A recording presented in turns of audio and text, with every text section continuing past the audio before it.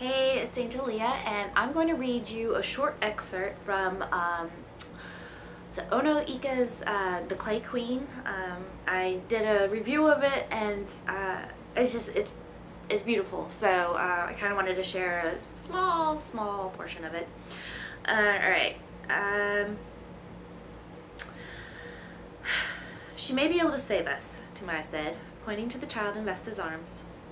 We have enough power to generate another bridge, hopefully before the next wave. We will send her with you to any world, and maybe she can help save us, Hera said. We have determined the optimal world in which to operate, Vesta said. It is perfectly balanced, and I have the perfect situation in mind, if you can get me there. She took special note when Tumai and Hera looked at each other. What's wrong now? She said, worried that she'd said or done something wrong. We must send some Cellites with you, so that the baby always has memories and all their gifts at her disposal. The Cellites will enter her and live in her body. Ah, the challenge, Vesta said. In whatever world I choose, the Cellites must be preserved from the stain of evil. Her host nodded. No one must ever know. The power and possibilities they offer is much too great for anyone not of our world. So if the Cellites must live in this child, she must then be preserved from the stain of evil, so as not to sully them. She received nods of agreement. But how? Vesta looked back and forth.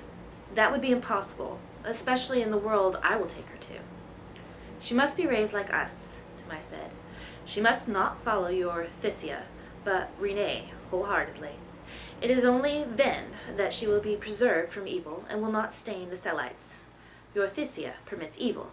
Renee does not. It means that you must not raise her or have contact with her, Hera said.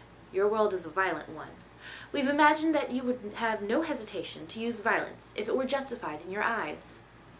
This is true, Vesta said. For us, things are or are not. I suppose when you believe you know the truth, any disagreement is the first step to conflict. We are very combative, but we do eventually resolve all issues with truth. They all stared at her.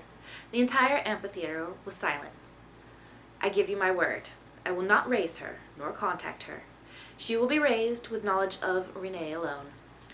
She exhaled as she witnessed the apprehension melting from the faces of her hosts.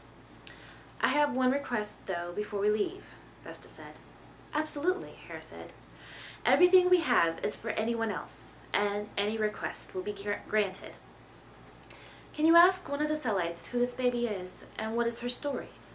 Her history? History? Yes. What things have happened to her?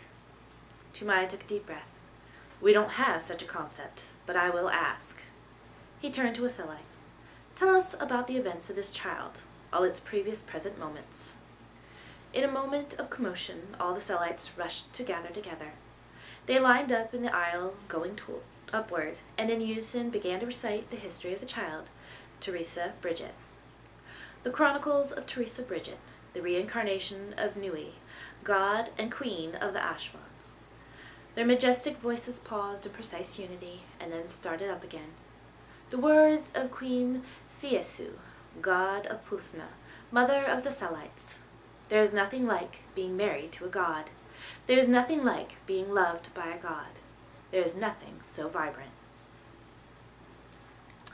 Oh, that's The Clay Queen by Ono Ekeh, and I will be linking it in the comments below.